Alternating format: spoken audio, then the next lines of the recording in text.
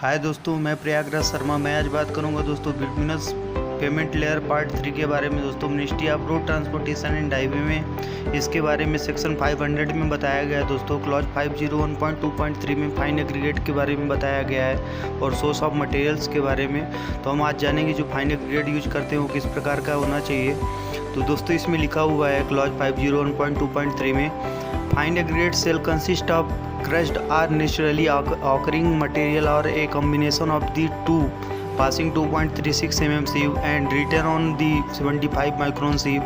They shall be clean, hard, durable, dry and free from dust and soft or friable matter, organic or other deleterious matter. Natural sand shall not be allowed in binder and wearing courses. However, natural sand up to 50% of the fine aggregate may be allowed in base courses. Fine aggregate shall have a sand equivalent value of not less than 50 when tested in accordance with the requirements of IS 2720 part 37. The plasticity index of the fraction passing 0.425 mm sieve shall not exceed 4 when tested in accordance with IS 2720 part 5. The fine aggregate shall satisfy the physical requirements set forth in the individual relevant clause for the material in question.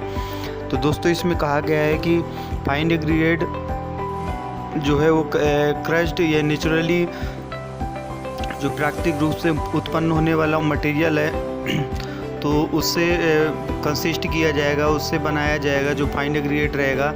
और दोनों का एक संयोजन जो है और इसमें से जो कॉम्बिनेशन है क्रश्ड और नेचुरली ऑकरिंग मटेरियल का, उसका कॉम्बिनेशन दोनों का कॉम्बिनेशन जो है वो 2.36 mm की सीव से पासिंग होना चाहिए और 75 माइक्रोन की सीव में रिटर्न होना चाहिए। ऐसा फाइन एग्रीगेट हमको लेना है दोस्तों। इसके बाद ये जो फाइन एग्रीगेट लेंगे हम वो क्लीन होना चाहिए, हार्ड होना चाहिए, ड्यूरेबल होना चाहिए और ड्राई सूखा होना चाहिए, धूल से मुक्त होना चाहिए, नरम और भुरभुरा पदार्थ जैविक या अन्य हानिकारक पदार्थ इसमें शामिल नहीं होना चाहिए।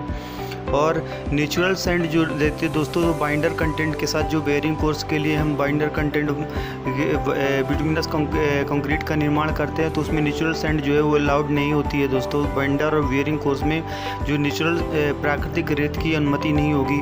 हालांकि बेस कोर्स में 50% तक जो नेचुरल सैंड है उसकी अनुमति दी जा सकती है। जो बेस कोर्स हम बनाएंगे नीचे का तो उसमें 50% तक हम सैंड जो नेचुरल सैंड है उसे हम यूज कर सकते हैं। और IS 2720 पार्ट 37 की आवश्यकता के अनुसार उसका टेस्ट किया जाने पर फाइन एग्रीगेट का जो रेत का बराबर मूल्य है वो 50 से कम नहीं होना चाहिए। जो इक्विवेलेंट वैल्यू है उसकी सैंड की वो 50 से कम नहीं होना चाहिए जब उसका टेस्ट करते हैं दोस्तों IS 2720 पार्ट 37 के अकॉर्डिंग।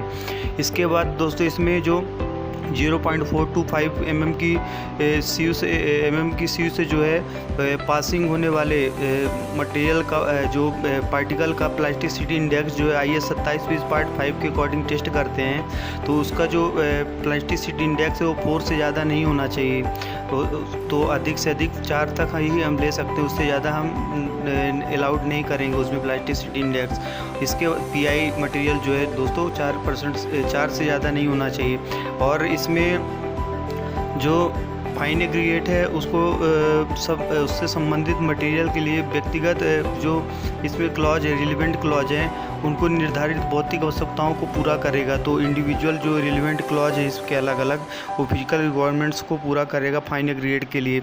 इसके बाद दोस्तों इसमें बताया गया क्लॉज 501.2.4 में सोर्स ऑफ मटेरियल के बारे में और कहा गया कि the sources of materials propose to be used by the contractor shall be tested to the satisfaction of the engineer who shall give the necessary approval. The engineer may from time to time withdraw approval of his specific source or attach conditions to the existing approval. Any change in aggregate source for bituminous mix shall require a new mix design and laying trials where the mix is based on a job mix design. Stockpiles from different sources approved or otherwise shall be kept separate such that there is no combination between one material and another. Each source submitted for approval shall contain material sufficient for at least 5 days work. तो दोस्तों इसमें कहा गया है कि ये ठेकेदार द्वारा उपयोग किए जाने के लिए प्रस्तावित जो मटेरियल, जो अप्रूव्ड मटेरियल के सोर्स हैं, वो स्रोतों को परीक्षण इंजीनियर की संतुष्टि के लिए किया जाएगा, टेस्ट किया जाएगा उस मटेरियल का जिसका अप्रूवल हो चुका है। और जो आवश्यक अप्रूवल है वो इंजीनियर देंगे, और इंजीनियर समय समय पर किसी भी विशिष्ट स्रोत का जो है अप्रूवल वापस ले सकता है। यदि उसमें मटेरियल्स बेकार आ रहा है तो यह मौजूदा अप्रूवल के लिए शर्तें संलग्न कर सकता है।